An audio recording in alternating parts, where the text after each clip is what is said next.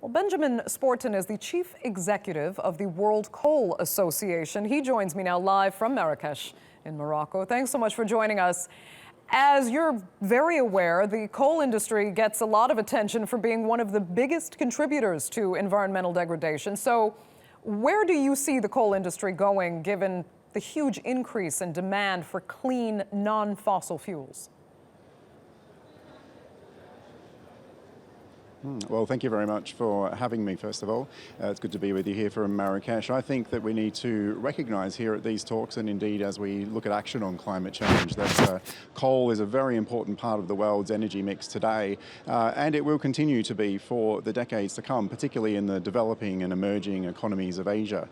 And that's why we think it's really important to focus on a role for low-emission coal technologies, the sort of technologies that can reduce emissions from coal today, higher efficiency coal plants, and in the longer term carbon capture and storage as well. And that's what we're doing here, talking about at COP22 in Marrakech.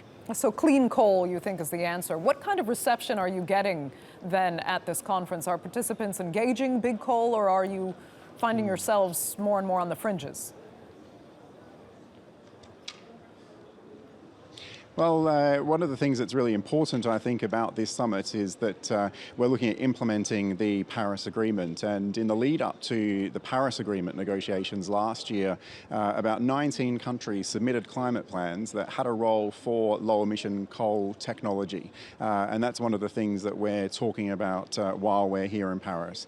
And in fact, in the lead up to, while we're here in Marrakech, and in fact, in the lead up to the Marrakech talks, another 3 countries identified a role for low-emission coal technology in their new climate plans that they've submitted. So there certainly is an understanding of the role that low-emission coal technology has to play. And in fact, we've heard other organisations talk about how important carbon capture and storage is as well. And we've been focusing on the need to support carbon capture and storage technology by getting the right policies in place, by giving it the same sort of treatment that we provide for renewables, for example. Okay, but I mean, give us a sense of how close you are to getting to that technology, because your critics say it's kind of a dream, and that in the meantime you're going to keep being one of the heaviest polluters.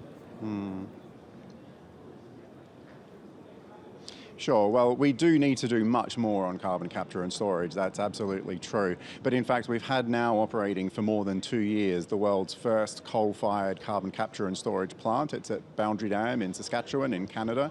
And in the next few months, we'll see another 2 coal-fired plants come online with carbon capture and storage as well. So there definitely is progress. But one of the things I think is really important is to actually treat CCS, carbon capture and storage, in the same way as all other low-emission technologies. We don't currently have governments putting in place the same sort of policy mechanisms to support the deployment of CCS as we do for, say, renewables, for example. And so that's why we think it's important, because governments can send really important policy signals to investors to encourage them to invest in CCS, and that's what we'd like to see more of here at Marrakech. Okay, Benjamin Sporton, thanks so much for joining us live from Marrakech.